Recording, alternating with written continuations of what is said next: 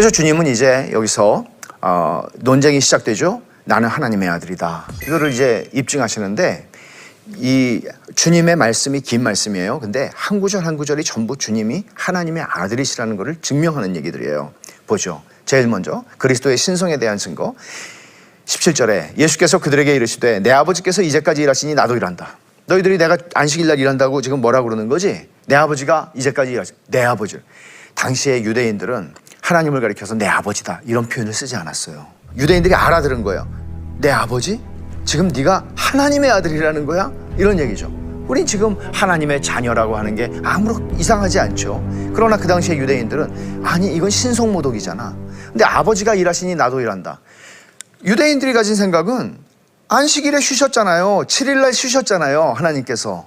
그러나 성경이 말하는 것은 하나님이 시계공이 시계 만들어 놓고 자동으로 돌아가게 해놓고서는 시계공이 시계를 떠나는 그런 창조주가 아니라 하나님은 지금도 천지만물을 당신의 섭리 가운데에 붙들고 계시고 운행하고 계시고 지키고 계시고 자기의 모든 피조물들을 향해서 모든 필요를 공급하고 계시는 일하시는 하나님이죠. 주님께서 그 말씀하시는 거예요. 두 번째, 그러므로 예수께서 그들에게 이르시되 내가 진실로 진실로 너희에게 이르노니 아들이 아버지께서 하시는 일을 보지 않고는 아무것도 스스로 할 수 없나니 아버지께서 행하시는 그것을 아들도 그와 같이 행하느니라. 자, 아들이 아버지께서 하시는 일을 보지 않고는 아무것도 스스로 할 수 없다. 이 말을 들으면 우리는 오해하게 되죠. 아, 그러면은 아버지의 아들이니까 그냥 굉장히 의존적이고 독립적으로 할 수 없는 삼위일체를 우리가 잘못 이해하면 그렇게 되죠. 그러나 여기서 주님이 하시는 말씀의 요지는 뭔가 하면 아버지의 의지와 나의 의지가 동일하다. 하나도 다르지 않다 하는 것을 말씀하시는 것입니다. 세 번째, 아버지께서 죽은 자들을 일으켜 살리심 같이 아들도 자기가 원하는 자들을 살리느니라. 전능하신 능력이에요. 없는 데서 있는 것을 만드세요. 없는 것에서 있게 하세요. 그리고 죽은 자에게서 생명을 만드세요. 근데 주님도 그렇게 하신대요. 근데 주권자시죠. 자기가 원하는 자들을 살린다고 하세요. 이거는 사실 유대인들 앞에서 이 얘기를 하시는 거는 어마어마한 얘기예요. 어마어마한 선언이에요. 네 번째, 아버지께서 아무도 심판하지 아니하시고 심판을 다 아들에게 맡기셨으니 이는 모든 사람으로 아버지를 공경하는 것 같이 아들을 공경하게 하려 하심이라. 야, 이거는 더 놀라운 얘기죠. 아니 지금 우리가 하나님 아버지를 공경하는 것처럼 너를 공경해야 된다고 하는 얘기거든요. 근데 무서운 얘기, 심판을 누구에게 맡기셨대요? 심판을 예수님에게 다 맡기셨다는 거예요. 내가 심판자다. 너희가 지금 나를 판단하고 있잖아. 근데 내가 심판자야. 무서운 얘기예요. 끝나지 않습니다. 내가 진실로 진실로 너희에게 이르노니 내 말을 듣고 또 나 보내신 이를 믿는 자는 영생을 얻었고, 자, 내 말을 듣고 라고 그랬어요. 내 말. 주님이 지금 하고 계시잖아요. 말씀을. 내 말을 듣고. 근데 그 다음에 나 보내시니. 주님께서 여기서 말씀하시는 강조점은 하나님이 나를 보내셨다.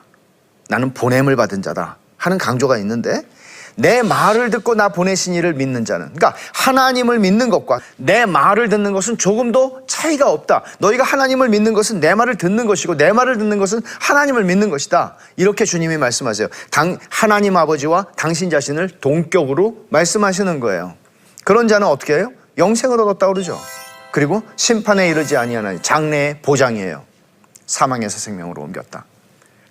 여섯 번째, 그리스도의 신성에 대한 증거. 진실로 진실로 너희에게 이르노니 죽은 자들이 아버지 하나님의 아들의 음성을 들을 때가 오나니 곧 이때라. 듣는 자는 살아나리라. 내 말을 듣는 자는 살아난다는 거예요. 이건 영적인 의미로 말씀하시는 거죠. 지금 주님의 말씀을 듣고 주님을 믿는 자는 영생을 얻어요. 살아나요. 이게 요한복음 1장 12절에서 한 말씀 아니에요? 영접하는 자, 그 이름을 믿는 자들에게 하나님의 자녀가 되는 권세를 주셨다. 31절 이하에 하나님이 친히 나를 증거하신다는 거예요. 하나님의 증거가 있어요. 공간복음에서는 그런 표현이 별로 안 나오는데 요한복음에서는 주님이 나를 보내시니 그리고 보냄을 받은 자로 당신을 표현을 하세요. 이 강조가 된다는 것이죠. 근데 이제 하나님의 증거는 세 가지 방편으로 나오게 되는데 처음에 선지자의 말이 있고 표적이 있고 기록된 말씀이 있어요. 선지자의 말은 세례 요한의 말이죠. 세례 요한이 예수님을 증거했잖아요. 세례 요한은 구약의 선지자예요. 예수님 이전에 온 선지자라고요. 구약의 마지막 선지자예요. 그리고 표적이에요. 주님이 하시는 일들이 다 표적이죠. 표적이라는 게 뭐라고 그랬죠? 기적과 뭐가 다르다고 그랬어요? 기적은 자연현상을 깨트리는 일이 일어나는 것이죠. 그러나 표적은 그러한 일을 통하여 예수님이 어떤 분이신지 의미를 드러내는 것이라고 그랬죠. 그 다음에 기록된 말씀, 그 당시에는 성경, 구약 성경이죠. 이 세 가지를 통해서 하나님이 친히 나를 증거하신다. 내가 지금 말하는 것을 너희가 못 믿겠느냐? 하나님 아버지께서 증거하신다 말씀하세요. 그러면 제일 먼저 선지자의 말을 한번 보죠. 너희가 요한에게 사람을 보내며 요한이 진리에 대하여 증언하였느니라. 그러나 나는 사람에게서 증언을 취하지 아니하노라. 주님이 이런 말씀하시는 거예요. 사람이죠, 세례 요한이. 근데 그 사람이 나에 대해서 증거했다는데 사실 나는 사람의 증거가 필요 없다. 뭐예요? 사람이 나를 증거하든 안 하든 나는 하나님의 아들이고 하나님의 보내심을 받은 하나님이시라는 얘기예요. 다만 이 말을 하는 것은 너희로 구원을 받게 하려 함이라. 요한을 통해서 제자들이 왔고 주님이 지금 이런 설명을 하고 계시는 거죠. 요한은 켜서 비추이는 등불이라. 빛은 아니에요. 등불이라. 너희가 한때 그 빛에 있기를 즐거이, 한때 그 빛에 즐거이 있기를 원했다. 우리가 쭉 보면 알지만 요한복음은 믿음이 뭔지를 굉장히 많이 설명해요. 근데 믿음은 한때, 한철 아니에요. 믿음은 인내하는 것이고 끝까지 가는 것이에요. 증거의 방편 두 번째는 표적입니다. 하시는 일이죠. 주님이 하시는 일. 내게는 요한의 증거보다 더 큰 증거가 있으니 아버지께서 내게 주사 이루게 하시는 역사, 곧 내가 하는 그 역사가 아버지께서 나를 보내신 것을 나를 위하여 증언하는 거죠. 주님이 하시는 일들이 보세요. 주님이 누구신지를 다 보여주는 거죠. 우리가 가나 혼인잔치의 표적도 봤죠. 그리고 왕의 신하의 아들을 고쳐주는 것도 봤죠. 그 표적들 하나하나는 예수님이 누구신지를 보여주는 표적들이에요. 그래서 니고데모도 그렇게 얘기를 했죠. 예수님에게 밤에 찾아와가지고 당신이 행하시는 일을 보니 하나님에게서 온 분이 아니고서는 이런 것을 행할 수가 없습니다. 말하자면 표적을 통해서 뭔가를 얻은 것이죠. 표적이에요. 표적이 예수님이 하시는 일을 통해서 예수님이 누구신지를 드러내는 거죠. 보냄을 받은 분이에요. 세 번째 하나님의 증거의 방편이 기록된 말씀이에요. 구약 성경을 얘기하는 거예요. 구약 성경은 다 가지고 있었어요. 유대인들이.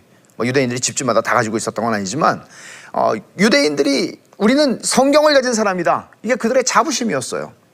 그런데 주님 말씀하시죠. 너희가 성경에서 영생을 얻는 줄 생각하고 성경을 연구하거니와 이 성경이 곧 내게 대하여 증언하는 것이라.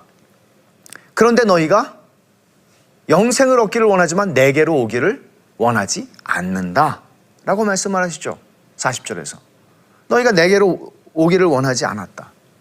결국 영생을 얻기를 원해요. 성경을 통해서 영생을 얻는 걸 알아요. 근데 성경은 예수님에 대해서 하는 말이에요. 전부 다.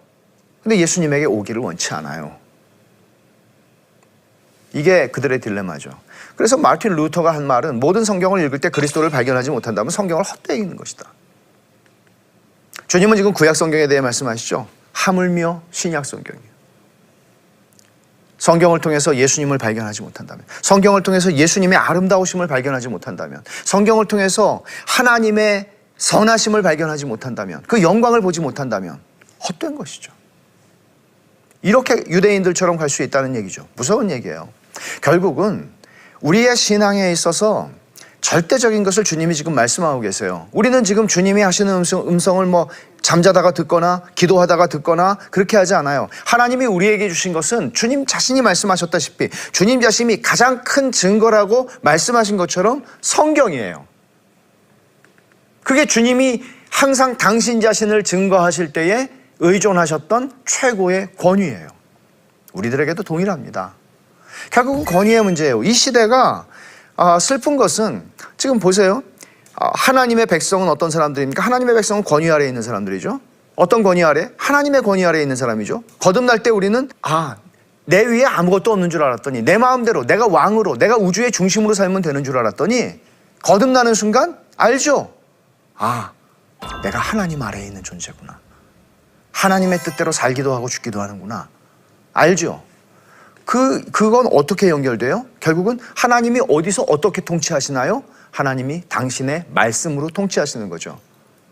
그 말씀의 권위가 우리의 신앙과 우리의 행위, 삶의 유일한 기준이고 권위이냐 하는 것이란 말이에요. 성경이 그렇게 중요하다고 말하는 유대인들을 향해서 주님이 그 얘기를 하시는 거예요. 이 성경에서 너희가 나를 보니? 권위의 문제예요. 주님과 유대인이 공히 성경의 권위를 인정했거든요. 그럼에도 불구하고 유대인들은 이 성경에서 예수님을 찾지 못했고 예수님께로 나아오기를 원하지 않았습니다. 그러니까 유대인들은 계속 얘기하는 거죠. 구약의 제일 중요한 사람 누구예요? 모세예요. 우리는 모세의 말은 믿지만 네 말은 못 믿어 라고 지금 얘기를 하는 것이죠. 그러니까 주님께서 하시는 말씀은 모세가 내 얘기를 한 거야 얘기해요.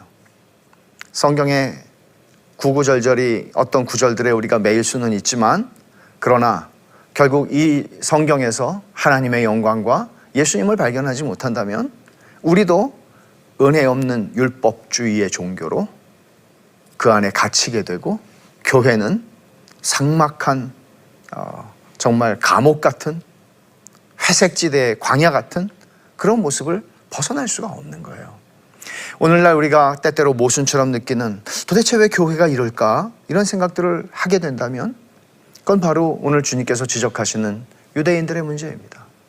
그리고 베데스다, 은혜의 집이잖아요. 은혜의 집이 은혜의 집의 역할을 못하는 거죠. 율법주의가 지배하는 교회가 되는 거죠. 이름은 은혜의 집인데 율법이 지배하고 다스리는 거예요. 주님이 없어요. 주님이 거기에 들어가신 거예요. 그리고 은혜를 회복하신 거예요. 그리고 은혜 없는 율법주의에 갇혀있는 유대인들을 향해서 성경에서 너희가 나를 보지 못하면 소용없다 라고 말씀하시는 거죠. 강의에서 이제 적용할 부분들을 우리가 생각을 해야 될 텐데 첫 번째는 하나님 없는 인간은 38년 된 병자다 하는 거예요. 여러분 자신을 그렇게 생각하시나요? 우리 그렇게 생각하지 않죠. 너무나 능력이 있고 너무 똑똑하고 너무 많이 배웠고 너무나 잘 살잖아요. 근데 성경은 얘기해요. 하나님 없는 인간은 38년 된 병자다. 자신의 죄와 죄의 결과로서의 비참함을 벗어나지 못하는, 그리고 이런 전설, 이런 근거 없는 허구 같은 천사가 내려와서 뭘 해주는 그런 거 믿으면서 살아가는, 그게 고작 희망인, 그래서 은혜가 필요한 거예요. 이 세상에는 우리의 처지가 그렇기 때문에 한 번 나는 은혜 받았으니까 이제는 됐다가 아니라 우리는 매일매일 하나님의 은혜가 필요해요. 매일매일 하나님의 은혜가 필요한 것은 어떤 방식으로 나타나는가 하면 3번에 성경에서 그리스도를 발견하고 그 영광을 보는 것입니다. 이 일이 일어나야, 하나님을 봐야, 은혜를 경험해야, 하나님의 선하심을 맛봐야 우리의 마음은 부드러워지고 우리의 마음은 하나님의 은혜를 뚝뚝 떨어뜨려 줄 수 있는 모습으로 변해가는 거예요. 오늘 38년 된 병자를 고치신 사건, 표적이었습니다. 주님은 이것을 통해서 당신이 누구신지를 드러내십니다. 그리고 너희가 은혜가 필요한 존재다 말씀하시는 것이죠. 우리는 이제 5강에서 6장을 살펴볼 텐데 6장에서 하는 얘기는 이런 겁니다. 여러분 잘 아시는 오병이어의 표적이죠. 오병이어는 공간복음, 마태, 마가, 누가복음 다 나왔어요. 그리고 요한복음에도 기록됐어요. 이게 많지가 않아요, 이런 이야기들이. 오병이어를 통해서 요한복음이 보여주는 것, 진짜 의미, 그냥 우리가 알고 있는 그것인가, 이걸 다시 한번 우리가 살펴보도록 하겠습니다. 시청해 주셔서 감사합니다.